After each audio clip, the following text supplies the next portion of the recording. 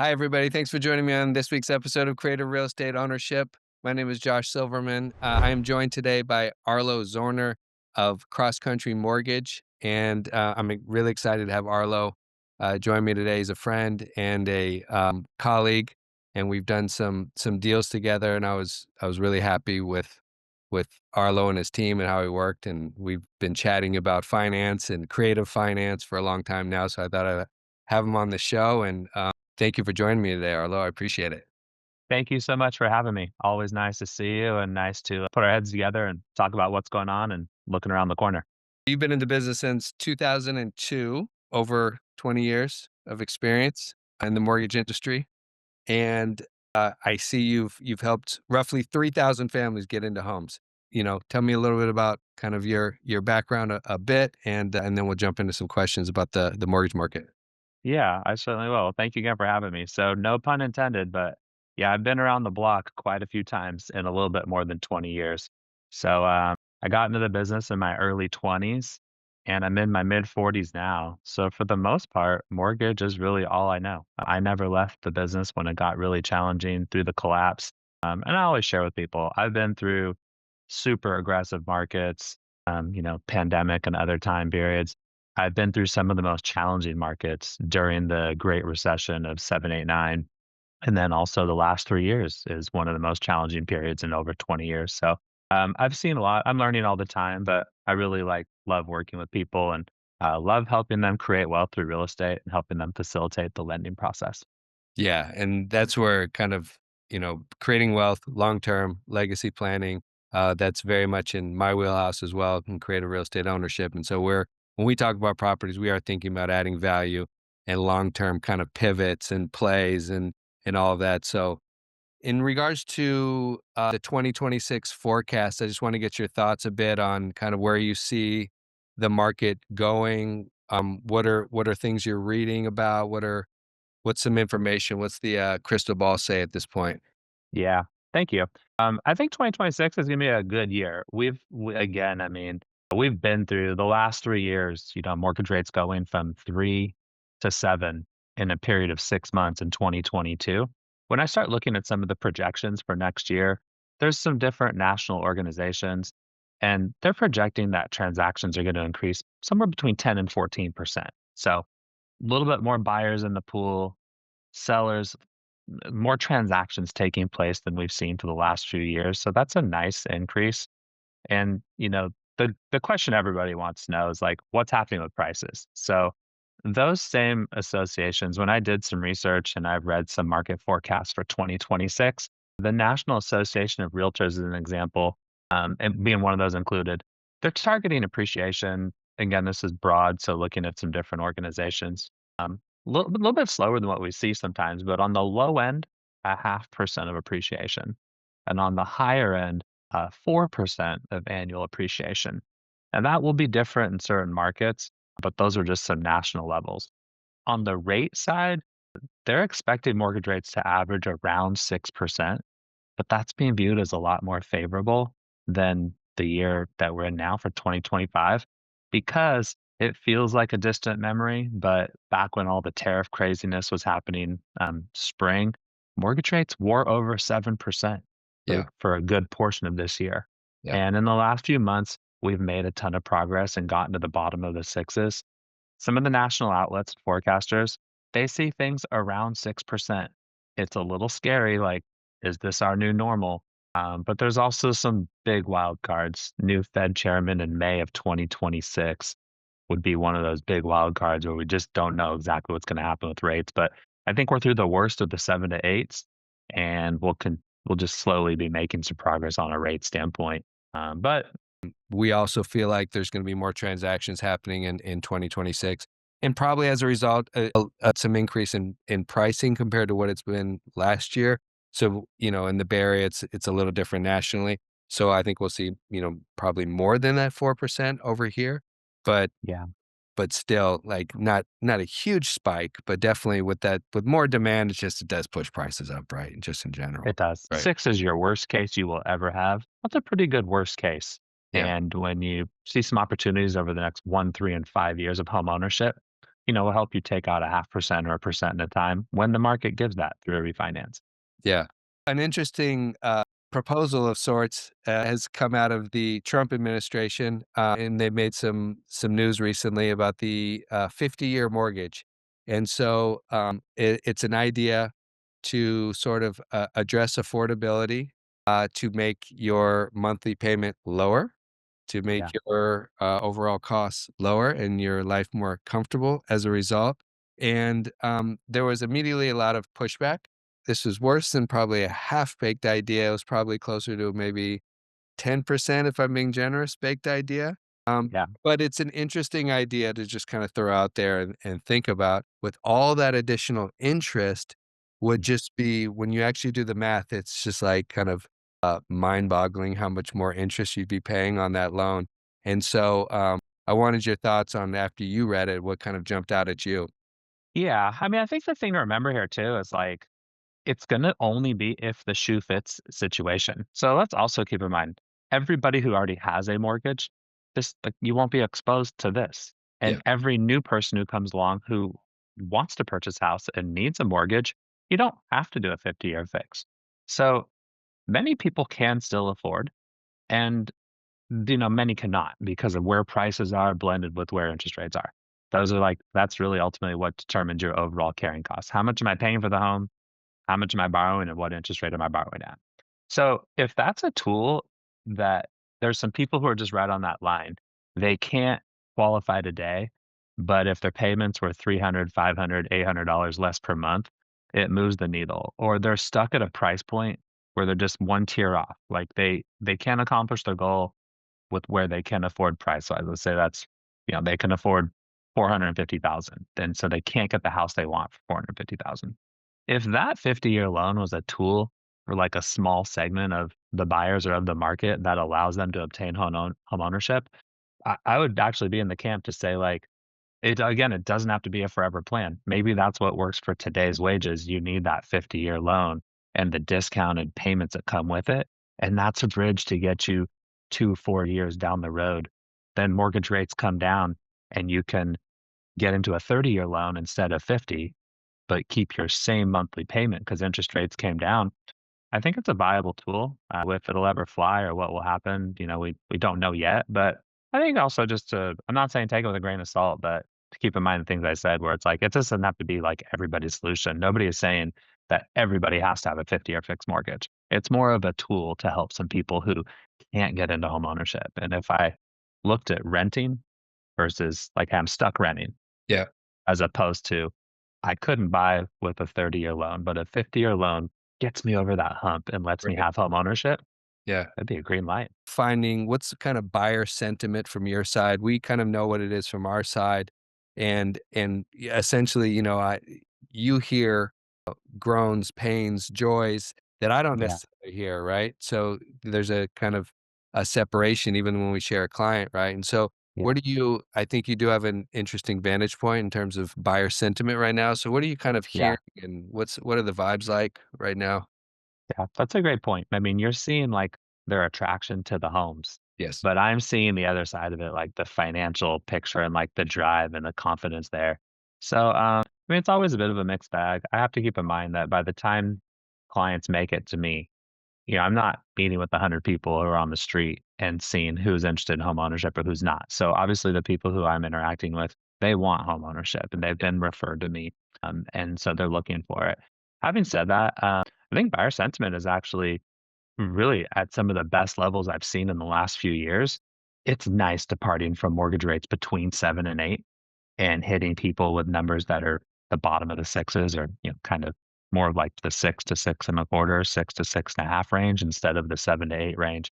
So, buyer sentiment is pretty good. They feel like they can be more patient, which I may agree. Like they're not seeing pricing pressure, and they feel like at this point, if I'm starting here, some of them are being more selective with what they're wanting to find. But overall, I think buyer sentiment is pretty good. The society has acclimated to where we are rate wise. Most of them are not thinking the 1, 2 year thing where I'm going to make a bunch of money and run. They're wanting to plan for the long term, which is for the most part my philosophy too. The housing industry is sort of stuck. with all these in terms of all these people who secured 2 and 3 low 4% mortgages, over the pandemic, feel like they can't move because they don't wanna walk into a 6 plus interest rate environment, and so there's a lot of talk about, portable loan. So you have your loan, you have your 30-year terrific 3.25% loan, in the 3rd year of a 30-year mortgage, and can you port that with you to your next property? There's another idea of the assumable loan. So, the loan sort of stays with the property, right? So Yeah. you buy the property, you assume the loan, and you stay there on those terms. So, like, what kinda shows up for you on your radar with those 2 ideas? It'd be a tale of 2 tapes, right? It'd be a tale of what the investors are looking for, and also the other side is, hey, like, everybody who borrowed money around 3%, yeah, of course, those investors wanna get that money back, want a full payoff so they can repurpose that money and bring it to market, which is Yeah, currently 6. And whether it's 7, 6, 5, it's probably not gonna be 3. So the repurposing of those funds from an investor standpoint, of course, they wanna do that. Outside of that, like, what it would mean for our economy, it'd probably be pretty significant. I think I've often read and found that, like, housing is either the biggest or one of the biggest sectors of our economy. It's not just like when somebody buys a home, it's also that they have their home painted, and they have their home some landscaping done, and they buy some furniture, and they have an electrician come fix a few things. So it's that ripple effect of, like, how broad housing really is. yeah, Insurance. I mean, the list goes on and on. There's not enough time in this meeting to do it. yeah, And so, unlocking we definitely have a traffic jam. Like, we are all stuck at a red light in the real estate world. There is not enough homes available, and people are viewing that 3% loan as a long-term asset actually, where they're just saying, "Hey, I may if I can move to another home, I'm keeping this one because I have a 2.875 or I have a 3." yeah. So, how much it would unstick transactionally would probably be huge, for the economy. And so you shared with me recently, this Hoper, loan, and, can you tell me a little bit about it? The FHA Hoper program, it really is a great tool that, again, if the shoe fits, I think it's a great opportunity for buyers who are either already in the market or coming to the market. So it's a nationwide FHA-based program, and ultimately, it gives the clients, a $13,000 grant that does not need to be repaid. And the program is designed to help reduce upfront cash that they need, and you can use this $13,000 that is given and never needs to be repaid to cover closing costs, to buy your rate down. You can even pay off debt, or you can keep it in the bank to have some cash reserves when you close. So there's some different ways that you can use the 13,000. So depending on what the family's needs are, and it's unique in the sense that there's no income limits on this program. You do not need to be a first time buyer. And you also do need to agree to install solar. That kind of leads us into some more features of the property. Yeah. In the 13th my understanding of the $13,000 grant, and it is great, there's kind of no strings attached. You can pay down old debt, you can do a lot of different things with that 13K, which is great. And the idea behind it is that where these funds come from is they're actually doing a long-term study to figure out sustainability over the long term for Yeah. borrowers, for homeowners, Yeah. and then this additional component, which is you're required to put solar onto your house, Yeah. and the cost for the solar is actually, financed and rolled into the loan, and so you're buying a house and solar under one loan with this $13,000, grant, and so, tell me a little bit more about your thoughts on that piece. Mm, I will. And so to unwind one piece too, just for Yeah, people who are watching this, so much down payment assistance programs like that, they'll give you assistance towards your purchase, but you have to repay that assistance. Yeah, solar is required, and the buyers never pay for it up front. Panels are installed on the home after the closing, but the cost of your solar is financed into your FHA loan. So you don't end up with a separate loan, which would probably be at a higher rate. You don't end up with a solar lease, and you don't end up with an extra lien on the property that could make it more difficult to refinance or sell down the road. So the benefit was twofold. Your utility bills are going to come down, maybe 2 to 300 on the low, 5 to 800 on the high, because you are, replacing what you would normally pay locally. I think everyone's with PG&E except for one city. So you're cutting that out and you're replacing it with the monthly cost of the solar and how much the cost to finance that into the purchase. Right. And so you like this benefit of, well, we're going into home ownership, and instead of 2 to 300 or 5 to $700 on electricity, we've cut that down quite a bit, landed with the $13,000 that can be repurposed in a few different ways. I think it's a great option for people to look at who are considering a single family home that does not have solar on it already. Anyway, I love that. I love these one-stop shop things because so many oftentimes loan programs are really kind of cumbersome and they can be tricky. But this one's, very, very clean, kind of elegant in a way to be able to just one-stop shop that as well. Yeah, So, great feature. yeah. So why might somebody pick this FHA Hoper loan over a conventional product? What are, we talked about some of the benefits, but what else is occurring to you? Yeah, great question. So many buyers naturally assume that conventional is automatically better than FHA.